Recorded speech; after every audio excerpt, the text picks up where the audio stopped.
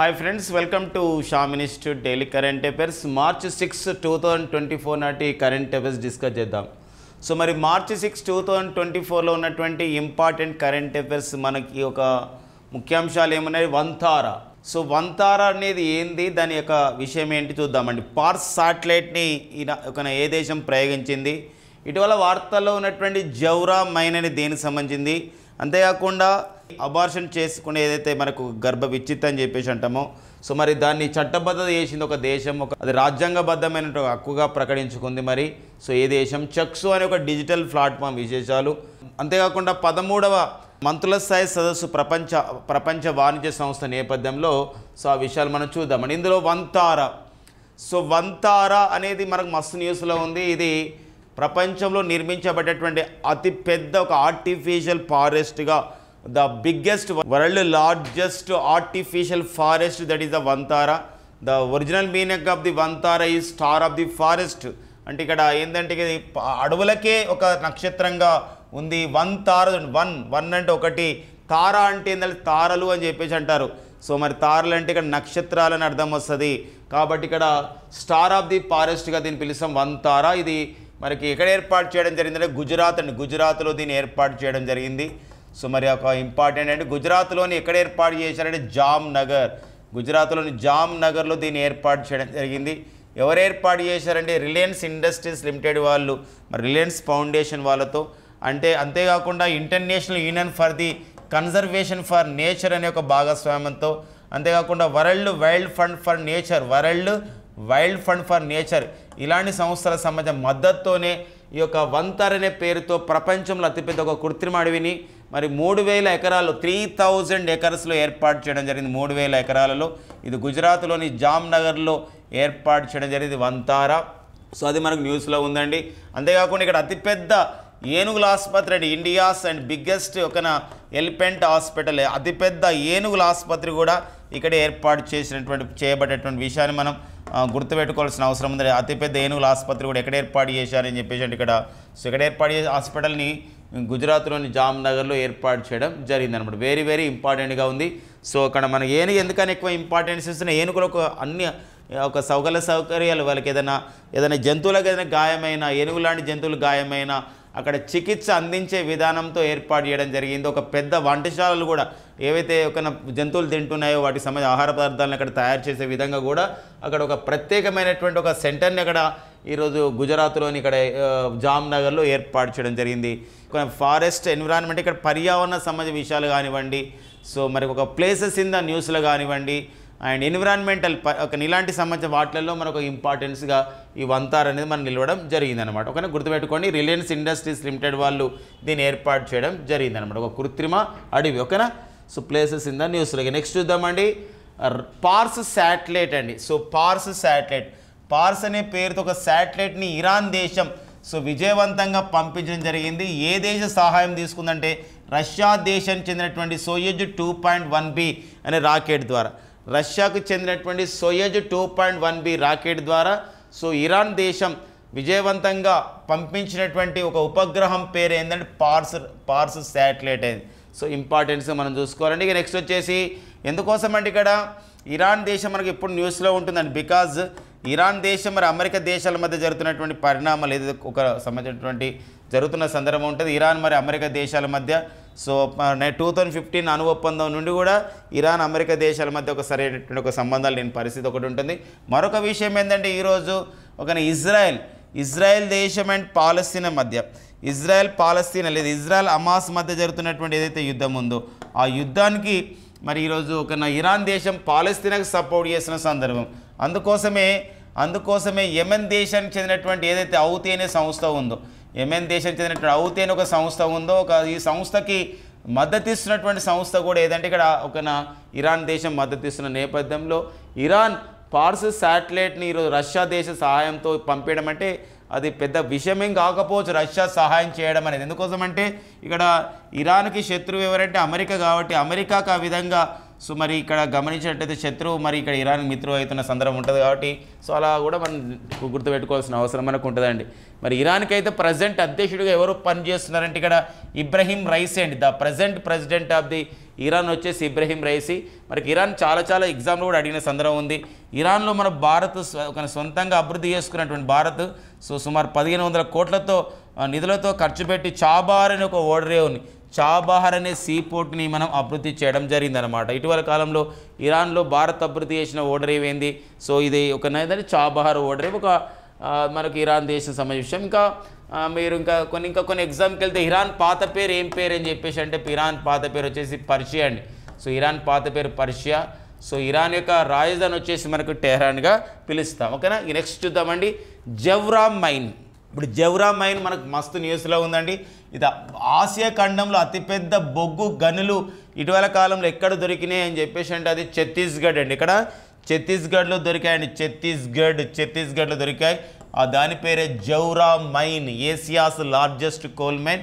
ఇది కమ్స్ అంటారు. ఎవరు దీనికి తీసుకున్నారు ఈ ఒక కాంట్రాక్ట్ అంటే south eastern coal fields limited భాగంలో, south eastern coal fields limited సంస్థ నేపథ్యంలో జరిగినటువంటి ఒక మైనింగ్లో ఆసియా ఖండంలో అతిపెద్ద కోల్ మైన్స్ ఇటీవల కాలంలో ఎక్కడ వెలికి తీయడం జరిగింది, ఎక్కడ ఉండడం జరిగింది అంటే ఇక్కడ మనకి ఛత్తీస్గఢ్లో అక్కడ తీయడం జరిగిందని గుర్తుపెట్టుకో. రాష్ట్రం మనకి ఇక్కడ ఇంపార్టెంట్గా ఉంటుంది. ఇటీవల కాలంలో అతిపెద్ద రాగి పరిశ్రమని, కాపర్ ఇండస్ట్రీని ఎక్కడ ఏర్పాటు చేశారంటే గుజరాత్లో ఏర్పాటు చేశారనేది ఎట్లా చెప్పుకుంటామో అతిపెద్ద ఒక బొగ్గు కానీ ఇటీవల కాలంలో ఎక్కడ వెలికి తీయడం జరిగింది, ఎక్కడ గుర్తించడం జరిగింది, ఐడెంటిఫై చేయడం జరిగింది అంటే ఛత్తీస్గఢ్లో ఐడెంటిఫై చేయడం జరిగింది.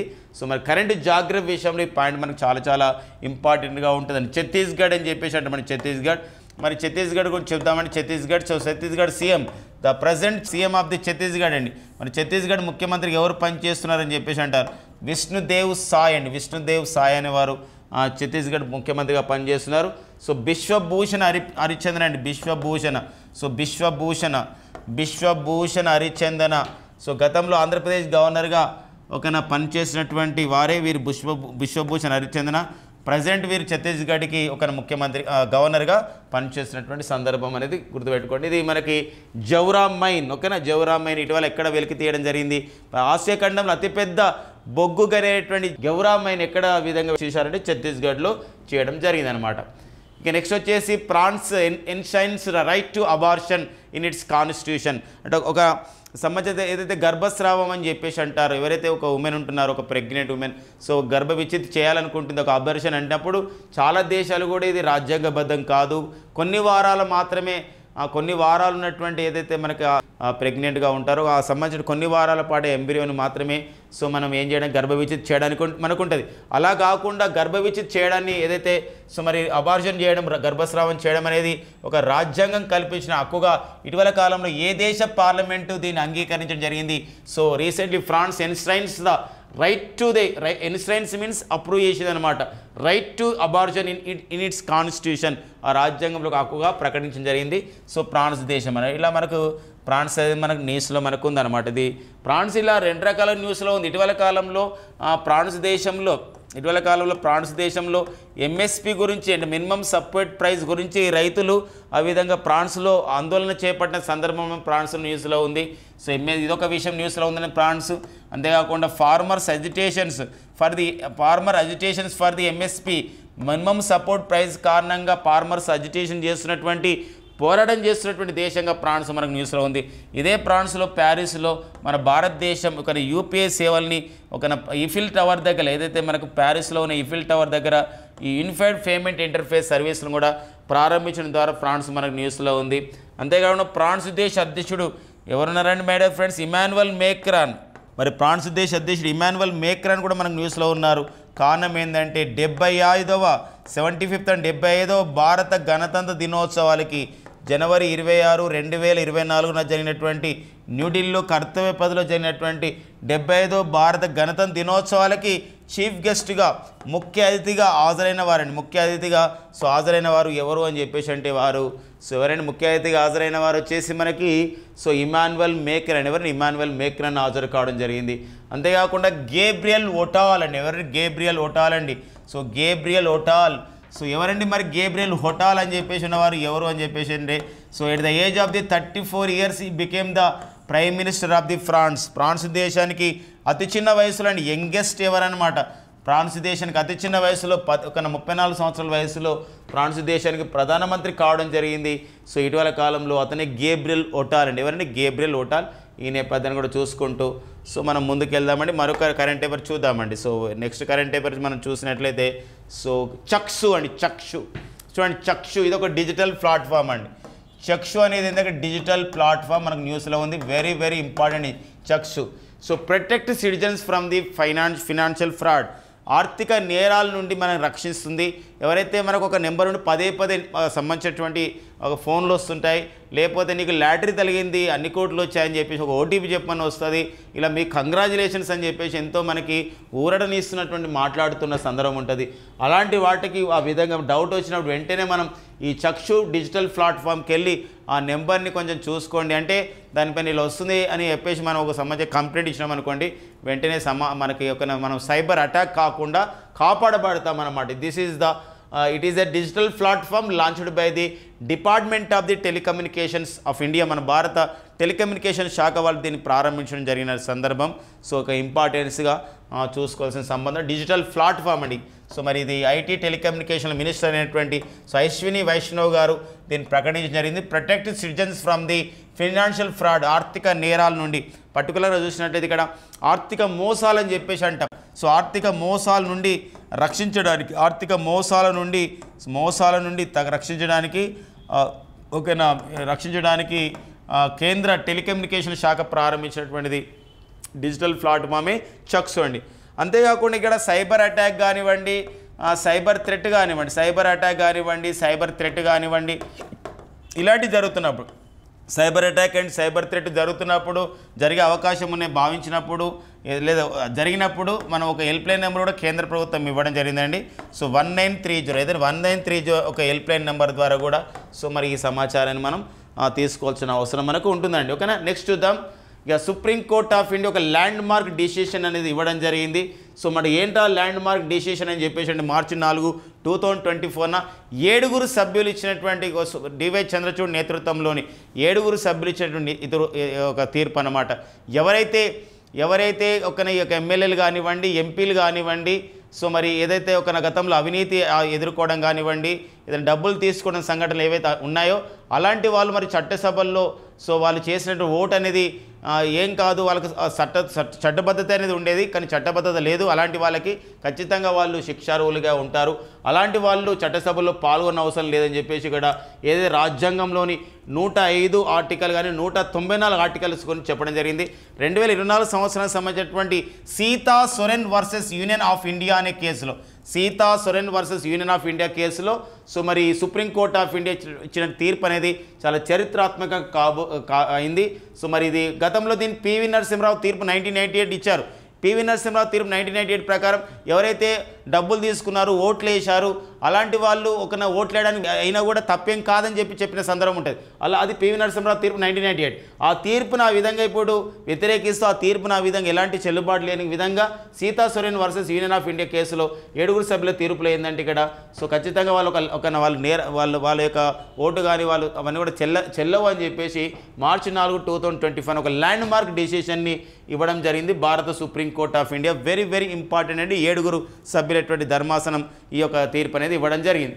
ఈ నెక్స్ట్ వచ్చేసి మనకి 13వ ministerial conference of the WTO 2024 అండి. అంటే 13వ ప్రపంచ వాణిజ్య సంస్థ ఒక మంత్రుల స్థాయి సదస్సు నిర్వహించడం జరిగింది. ఆల్రెడీ మనం ఎన్నోసార్లు డిస్కస్ చేసుకుంటున్నాం రెగ్యులర్గా.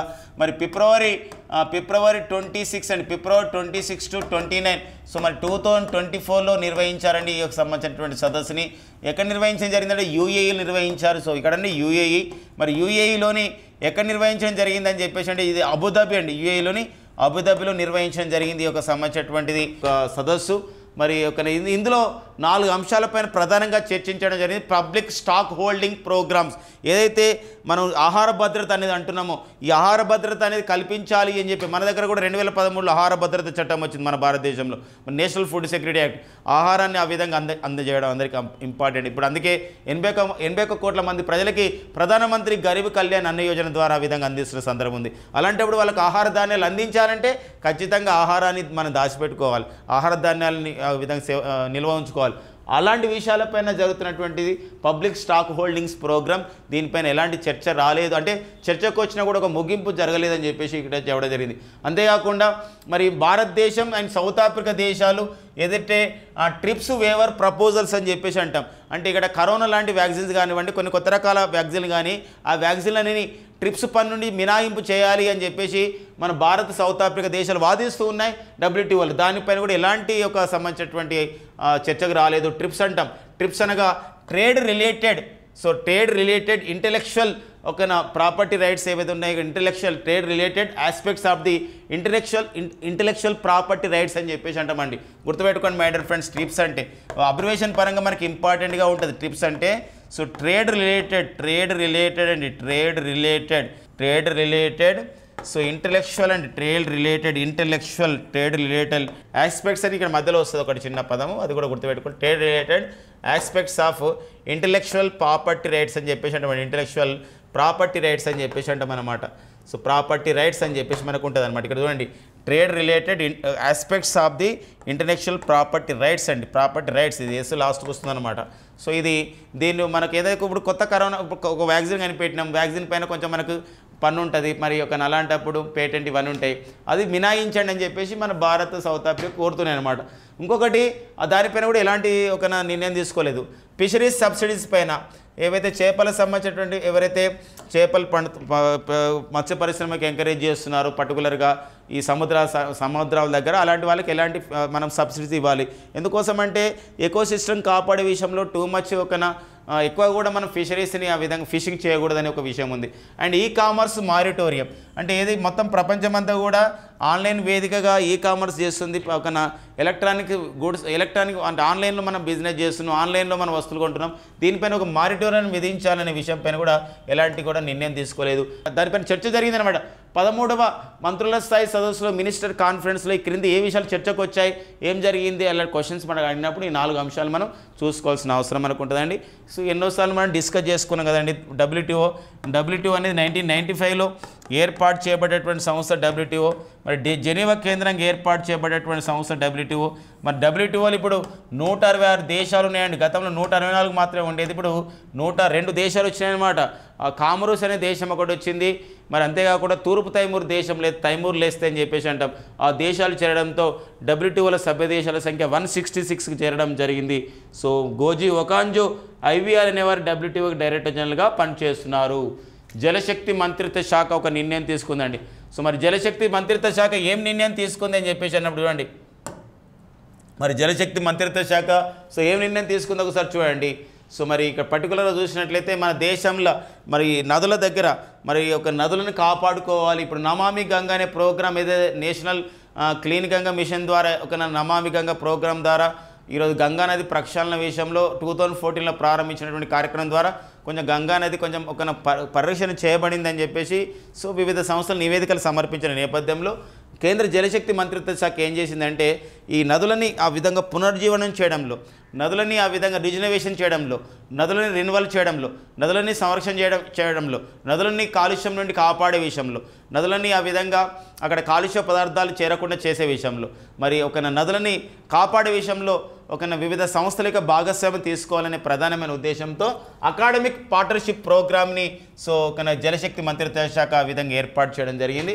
నర్మదా, గోదావరి, మహానది, కృష్ణ, సో కావేరి, ఈ ఒక పెరియార్, సో ఈ సంబంధించినటువంటి నదులను కాపాడుకోవాలని దేశంలో ఒక 12 సంస్థలు IITలు తర్వాత కొన్ని ఇలాంటి సంస్థలని భాగస్వామ్యం చేయాలనే ప్రధానమైన ఉద్దేశంతో మరి నిర్ణయం తీసుకోవడం జరిగింది. మరి జలశక్తి మంత్రిత్వ శాఖ అండి, మరి జలశక్తి మంత్రిత్వ శాఖ మరి 2019లో ఏర్పాటు చేయబడేటువంటి శాఖ మరి జలశక్తి మంత్రిత్వ శాఖ. ప్రజెంట్ అయితే మరి కేంద్ర జలశక్తి శాఖ మంత్రిగా పనిచేస్తున్న వారు ఎవరు అని చెప్పేసి అంటే గజేంద్ర సింగ్ షెకావత్ గారు మరి జలశక్తి మంత్రిత్వ శాఖకి ఒక మంత్రిగా పనిచేస్తున్నటువంటి సందర్భం అనమాట. ఓకేనా, ఇక నెక్స్ట్ మనం చూద్దామండి. ఇక నెక్స్ట్ మనం ఇంకొక కరెంట్ అఫైర్కి వెళ్దాం. మరి పరక్ అండి, పరక్ ఏంటండి? పరక్ అంటాం, పరక్ అంటే తేడా అని అర్థం వస్తుంది. నీకు నాకు ఎంతో పరక్ ఉంది ఇట్లా మాట్లాడుతుంటారు అనమాట. పరక్ అనేది ఒక వర్డ్ అనమాట. ఇది ఏంటి మరి పరక్ అని చెప్పేసి అంటే ఏంటి అంటే ఇక్కడ ఇది ఒక హోలిస్టిక్ కార్డ్ సిస్టమ్ అనమాట. ఏంటంటే ప్రోగ్రెస్ రిపోర్ట్ అనమాట. ఒకటి స్కూళ్ళల్లో విద్యార్థులకు ఇచ్చే ఒక ప్రోగ్రెస్ కార్డుగా చెప్పొచ్చు. హోలిస్టిక్ ప్రోగ్రెస్ కార్డ్ అండి ఇది. అంటే జాతీయ విద్యా విధానం 2020కి లోబడి కేంద్ర ప్రభుత్వం కేంద్ర విద్యాశాఖ ఎన్సీఆర్టీ రూపొందించినటువంటి ఒక సిస్టమే ఇక్కడ ఏంటంటే పరాక్ అని చెప్పేసి అంటామండి. అంటే ఇప్పుడు ఆల్రెడీ జాతీయ విద్యా విధానం లోపల ఎన్నో మార్పులు మనకు వస్తున్న సందర్భం ఉంది. జాతీయ విద్యా విధానం అని చెప్పేసి అంటామండి. ఇప్పుడు 1986లో ఉండేది, దాన్ని స్థానంలో ఇప్పుడు జాతీయ విద్యా విధానం 2020 వచ్చింది. జాతీయ విద్యా విధానం 2020 ముసాయిదా పైన అధ్యయనం చేసినటువంటి కమిటీ వచ్చేసి మరి ఏ కమిటీ అధ్యయనం చేయడం జరిగింది? జాతీయ విద్యా విధానాన్ని అంటే అది ముసాయిదా పైన అధ్యయనం చేసిన కమిటీ సో కస్తూరి రంగన్ కమిటీ. అదని కస్తూరి రంగన్ కమిటీ సో అధ్యయనం చేయడం జరిగింది, కస్తూరి రంగన్ కమిటీ. మరి ఈ కస్తూరి రంగన్ కమిటీ అధ్యయనం చేసిన సందర్భంలో 5+3+3+4 అండి. సో 5+3+3+4 అనే ఒక విద్యా విధానాన్ని తీసుకురావడం జరిగింది.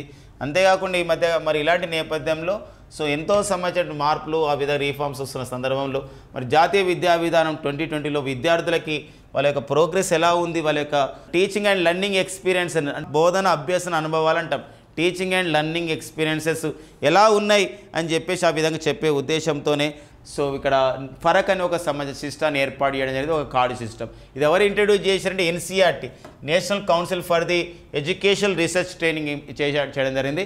అబ్రివేషన్ కూడా ఇచ్చారండి ఫరక్. పర్ఫార్మెన్స్ అసెస్మెంట్ అండి, పర్ఫార్మెన్స్ పి అంటే పర్ఫార్మెన్స్ అండి, ఫరక్ అబ్రివేషన్ ఒకసారి చూడండి. సో ఫరక్ అబ్రివేషన్ చూడండి ఒకసారి. సో పర్ఫార్మెన్స్ అండి, performance assessment review and analysis of knowledge for holistic development అని చెప్పేసి అంటామండి. సో ఇక్కడ ఒక performance assessment review and analysis of the knowledge for holistic development అని చెప్పేసి అంటాం. సో ఇది పరకని ప్రారంభించడం జరిగినటువంటి సందర్భం అనమాట. ఇది అబ్రివేషన్ పరంగా కూడా మనకి ఇంపార్టెంట్. మరి ఎన్సీఆర్టీ మనకు న్యూస్లో ఉందండి. NCERT national council for education research and training. మరి ఈ సంస్థకి ఇటీవల కాలంలో యూజీసీ వాళ్ళు రీసెర్చ్ అండ్ ఎడ్యుకేషన్ విషయంలో దీనికి ఒక డీమ్డ్ టు బి యూనివర్సిటీ హోదాని ఇవ్వడం జరిగింది. డీమ్డ్ టు బి యూనివర్సిటీ హోదాని గుర్తుపెట్టుకోండి. So deemed to be university హోదాను ఇటీవల కాలంలో మన భారతదేశంలో మనం చూసినట్లయితే ఇక్కడ దేనికి ఇచ్చారు అంటే ఎన్సీఆర్టీకి ఇవ్వడం జరిగింది. డీమ్డ్ టు బి యూనివర్సిటీ హోదాను యూజీసీ వాళ్ళు అనమాట, యూనివర్సిటీ గ్రాంట్స్ కమిషన్ వాళ్ళు. ఎన్సీఆర్టీ ద ప్రజెంట్ డైరెక్టర్ వచ్చేసి ఎన్సీఆర్టీకి ఎవరున్నారని చెప్పేసి వారు ఒక దినేష్ సక్లాని అనేవారు ఎన్సీఆర్టీకి ప్రజెంట్ డైరెక్టర్గా పనిచేస్తున్నారు. మరి యూజీసీకి ఎవరు చైర్మన్గా పనిచేస్తున్నారు ప్రజెంట్ అంటే మన తెలుగు వారైనటువంటి ప్రొఫెసర్ మామిడాల జగదీష్ కుమార్ అండి. సో మరి జగదీష్ కుమార్ గారు ప్రజెంట్ అయితే ఇక్కడ యూజీసీకి ప్రజెంట్ సో చైర్మన్గా పనిచేస్తున్నటువంటి సందర్భం అనమాట. ఇక నెక్స్ట్ చూడండి, ఈ కిసాన్ ఉపజ్ నిధి. మరి ఈ కిసాన్ ఉపజ్ నిధి అని చెప్పేసి అంటే ఈ కిసాన్ ఉపజ్ నిధి. సో ఏంటండి ఈ కిసాన్ ఉపజ్ నిధి అంటే ఒక కొత్త కార్యక్రమం. కేంద్ర వినియోగదారుల వ్యవహారాలు, ఆహార ప్రజా పంపిణీ మంత్రిత్వ శాఖ దీన్ని ప్రారంభించడం జరిగింది. So ministry of the consumer affairs, food and public distribution అంటాం. ఈ శాఖకు మంత్రిగా ఎవరున్నారంటే ఎవరైతే కేంద్ర ఒక జౌళి శాఖ మంత్రి ఉన్నారో, ఎవరైతే పరిశ్రమలు వాణిజ్య శాఖ మంత్రి ఉన్నారో సో వారే పీయూష్ గోయల్ అండి ఈ శాఖ కూడా మంత్రిగా పనిచేస్తున్నారు. వీరు ప్రారంభించడం జరిగింది. అంటే ఇక ఈ కార్యక్రమం మస్తు ఇంపార్టెంట్ అండి. జనరల్గా రైతులకి మనకి పంట రుణాలు కావాలని చెప్పేసి అంటే పంట ఏదైతే పంట పండుతుందో దాన్ని బట్టి మనకు రుణాలు ఇస్తారు. పంట పండిన తర్వాత పంటని మనం గిడ్డంగిలోకి తీసుకెళ్ళిన తర్వాత దాన్ని బట్టి కూడా రుణాలు అందజేసే కార్యక్రమమే సో ఈ కిసాన్ ఉపజ్ నిధి అండి. వెరీ వెరీ ఇంపార్టెంట్, ఇది రైతులకు కూడా మనకు తెలియాలి. సో మరి ఈ కిసాన్ ఉపజ్ నిధి అని చెప్పేసి అంటాం. ఇది సో కేంద్ర ప్రభుత్వం ప్రారంభించిన కార్యక్రమం. దీని where housing development and regulatory authority వాళ్ళు, అంటే వేర్ హౌసింగ్ అంటే ఏం కాదండి, ఇప్పుడు మనకి ఎఫ్సిఐ గోడౌన్స్ ఉంటాయి కదా, ఏదైతే గిడ్డంగులు అని చెప్పేసి అంటాం, అక్కడ ఒక రైతులు తమ ధాన్యాన్ని స్టోర్ చేస్తారు ఒక సరైన గిట్టుబాటు ధర వచ్చేంత వరకు.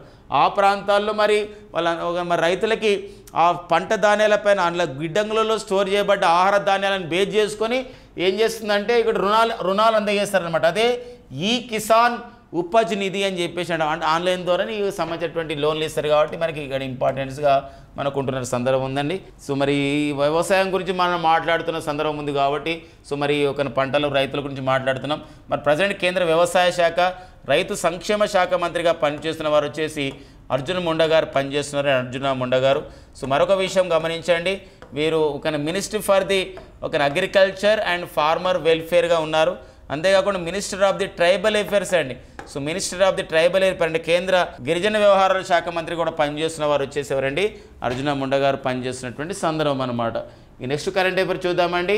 స్టేట్ ఎనర్జీ ఎఫిషియన్సీ ఇండెక్స్ 2023 అంటే ఇక్కడ గమనించాలి మై డియర్ ఫ్రెండ్స్, ఇక్కడ ఏంటంటే ఎనర్జీని ఎలా ఎఫిషియన్సీగా యూజ్ చేస్తున్నాయి, ఎలా సంబంధించినటువంటి ఒక విద్యుత్ని వినియోగాన్ని ఎలా ఉన్నాయి, విద్యుత్ వినియోగమించుకోవడం అంటే ఇక్కడ ఏంటంటే వేస్ట్ చేయకుండా ఉండడం కూడా ఇంపార్టెంటే కదా. మరి స్టేట్ ఎనర్జీ ఎఫిషియన్సీ ఇండెక్స్ 2023ని so bureau of energy efficiency వాళ్ళు విడుదల చేయడం జరిగింది. సో మరి bureau of the energy efficiency విడుదల చేసినటువంటి ఈ యొక్క state of the energy efficiency ఇండెక్స్లో మరి కర్ణాటక, ఆంధ్రప్రదేశ్ రాష్ట్రాలు టాప్ పర్ఫార్మర్స్గా నిలవడం జరిగింది. ఇదే మనకు ఇంపార్టెంట్ అండి. కాబట్టి ఇక్కడ టాప్ పర్ఫార్మర్స్గా సో మరి ఎవరు నిలవడం జరిగింది, ఇంకా సో వివిధ కేటగిరీలు ఉన్నప్పుడు కూడా ఈ టాప్ పర్ఫార్మర్స్ అనేది చాలా ఇంపార్టెంట్. కాబట్టి so state energy efficiency index 2023 ప్రకారం అంటే బ్యూరో ఎవరిచ్చారు ఈ నివేదిక అంటే BEE అంటే బి అంటే బ్యూరో ఆఫ్ ఎనర్జీ ఎఫిషియన్సీ అనే సంస్థ ఇవ్వడం జరిగింది. కేంద్ర విద్యుత్ శాఖ పరిధిలో మినిస్ట్రీ ఫర్ ది పవర్ కేంద్ర విద్యుత్ శాఖ పరిధిలో పనిచేస్తున్నటువంటి సంస్థ ఈ సంస్థ. దీని ప్రకారం అంటే సరైన దిశలో ఇక్కడ ఎలక్ట్రిసిటీని పంపిణీ చేయడం, అంతేకాకుండా వేస్టేజ్ కాకుండా కాపాడడం, అంతేకాకుండా ఎవరన్నా వినియోగదారులు కంప్లైంట్ చేసినప్పుడు వెంటనే ఆ విధంగా స్పందించి వినియోగదారులకు ఎలాంటి ఆటంకం కలగకుండా నిరంతరాయంగా చేయడం, ఇలాంటి అంశాలని ఆ విధంగా పారామీటర్ చూసుకొని ఏం చేస్తారంటే స్టేట్ ఎనర్జీ ఎఫిషియన్సీ ఇండెక్స్ 2023ని సో విడుదల చేయడం జరిగింది. So bureau of the energy efficiency వాళ్ళు ఈ నివేదికను సో విడుదల చేయడం జరిగింది అనమాట. ఇక నెక్స్ట్ వచ్చేసి very very very very important విషయం అండి. ఒక పర్యావరణ విషయంలో, ఎన్విరాన్మెంటల్ విషయంలో, శాస్త్ర సాంకేతిక పరిజ్ఞానం విషయంలో ఈ పాయింట్ ఒక ఇంపార్టెన్స్గా మనం చూసుకోవాల్సిన అవసరం మనకు ఉంటుంది. 6th session of the United nations environment assembly అండి. అంటే 6వ ఐక్యరాజ్య సమితి పర్యావరణ సభ అని చెప్పేసి అంటాం. మనకు సాధారణ సభ తెలుసు, మరి పర్యావరణ సభ అంటే ఇప్పుడు ఐక్యరాజ్య సమితి సాధారణ సభ అంటే ఒక న్యూయార్క్లో జరుగుతుంది. మరి ఐక్యరాజ్య సమితి యొక్క పర్యావరణ సభ ఎక్కడ జరుగుతుంది అంటే అది కెన్యాలో జరుగుతుంది. ఎందుకోసం అంటే యునైటెడ్ నేషన్స్ ఎన్విరాన్మెంట్ ప్రోగ్రామ్ అనే సంస్థ స్టాక్హోమ్ కన్వెన్షన్ ప్రకారం 1972 జూన్ 5న సో ఎక్కడ ఏర్పాటు చేయబడింది అని చెప్పేసి అంటే ఇది కెన్యా రాజధాని నైరోబిలో ఏర్పాటు చేయబడింది. సో మరి మనం చూసినట్లయితే ఇక్కడ కెన్యాలో promoting the sustainable lifestyles అంటే ఇక్కడ సుస్థిరాభివృద్ధమైనటువంటి జీవనశైలి మనకు ఉండాలి. ఈ సుస్థిరాభివృద్ధి అయినటువంటి జీవనశైలి అనేది పర్యావరణానికి హాని కలగకుండా ఉండాలి అనే ప్రధాన ఉద్దేశం పైన ఇక్కడ చర్చించడం జరిగింది ఈ 6th session of the environmental అసెంబ్లీలో. గుర్తుపెట్టుకోండి, ఎందుకోసం అంటే మన భారతదేశం కూడా సో పర్యావరణాన్ని కాపాడుకునే ఉద్దేశంతోనే మన భారత ప్రధాని నరేంద్ర మోడీ గారు మన జీవన శైలిని పర్యావరణాన్ని కాపాడుకునే విధంగా ఉండాలని చెప్పేసి life style for environment life అనే క్యాంపెయిన్ ప్రారంభించడం జరిగిందనమాట. అదొక ఇంపార్టెంట్గా మనం చూసుకోవాల్సిన అవసరం ఉందండి. మరి ఈ యొక్క 6th session of the United nations environment అసెంబ్లీలో మరి గ్లోబల్ రిసోర్సెస్ అవుట్లుక్ 2024ని కూడా విడుదల చేయడం జరిగిందంటే ఇక్కడ మనం ఇలాంటి సంబంధించినటువంటి ఒక వనరులను మనం వాడుకోవాలి. ఇలాంటి విషయం మరొక విషయం అంటే ఇక్కడ మన తమిళనాడు రాష్ట్రంలోని మనకు తమిళనాడులో ఉన్నటువంటి కల్పకం అనేది మనకు బాగా ఇంపార్టెంట్ ఒక పేరు. ఏంటంటే భారతదేశంలోనే స్వదేశీయంగా ఇండిజినస్గా అభివృద్ధి చేసినటువంటి ఒక అణువిద్యుత్ కేంద్రం ఉంది, అది మన కల్పకంలో ఉంది. ఇక్కడ ఏం చేశారంటే శాస్త్రవేత్తలు సొంతంగా ప్రోటోటైప్ ఫాస్ట్ బ్రీడర్ రియాక్టర్ని ఇన్స్టాల్ చేయడం జరిగింది. మన స్వదేశీయంగా మన భారతదేశంలో ప్రోటోటైప్ ఫాస్ట్ బ్రీడర్ రియాక్టర్ని ఎక్కడ ఇంట్రడ్యూస్ చేయడం జరిగిందంటే తమిళనాడులోని కల్పకంలో ఇంట్రడ్యూస్ చేయడం జరిగింది. మనకు ఇది కూడా ఇంపార్టెంట్ విషయంగా ఉందండి. సో ఇవన్నీ మనకి March 6, 2024లో ఉన్న ముఖ్యమైన ఎగ్జామ్ ఓరియంటెడ్ కరెంట్ అఫైర్స్ అండి. Thank you friends and all the best.